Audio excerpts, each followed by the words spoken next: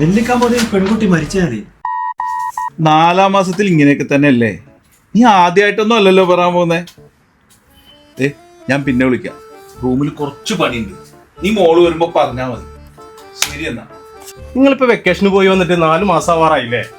എത്ര പെട്ടെന്നാ ദിവസങ്ങളും മാസങ്ങളൊക്കെ പോണെന്നല്ലേ. ഓരോ വെക്കേഷനും ഓരോ ഓർമ്മകളാ.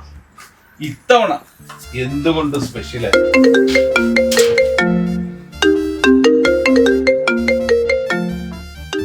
അല്ല, ഇവൻ വന്നിട്ട് കുറച്ച് ദിവസമായില്ലേ? ഇതുവരെ ഒരു ഇന്റർവ്യൂവിനൊന്നും പോകുന്ന കണ്ടില്ലല്ലോ. അതിനെങ്ങനെയാണ് ഏത് സമയവും ഫോണിൽ കുത്തിപ്പിടിച്ചിരിക്കല പണി ആരും ഇവിടെ കൊടുന്നേരുന്നില്ലല്ലോ. എന്നെ കഴിഞ്ഞ ദിവസം ഞാൻ കയറി വന്നപ്പോ ഇവന് ഈ ഷെൽഫൊക്കെ തപ്പി വരാനുണ്ട്. എന്നെ കണ്ടതും ഭയങ്കര പരിഭവം. ഇവന് കാര്യമായ എന്തോ പ്രശ്നമുണ്ട്. ഒരു സൈക്കോ ആണോ എന്നൊരു സംശയം.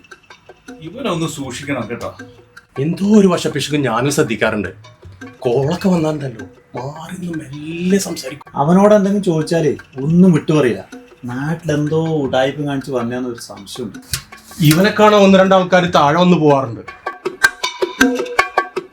ഇവനെ ഇങ്ങനെ വിട്ടാൽ ശരിയായല്ല. നമ്മളെ റൂമിലുള്ളവരെയും കൂടി ബാധിക്കും ഇതൊക്കെ.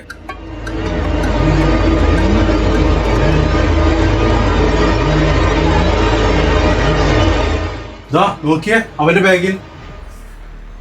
നെല്ലിക്കാമ്പതിയിൽ പെൺകുട്ടി മരിച്ചാലേ. ആന്റണി. ഇവൻ എന്താ നമ്മളോട് പേര് പറഞ്ഞത്? നിതിൻ.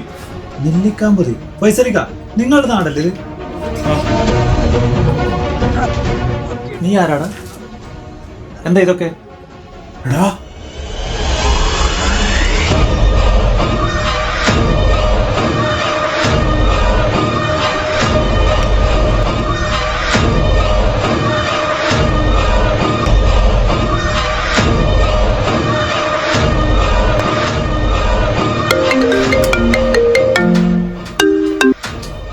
Hello sir,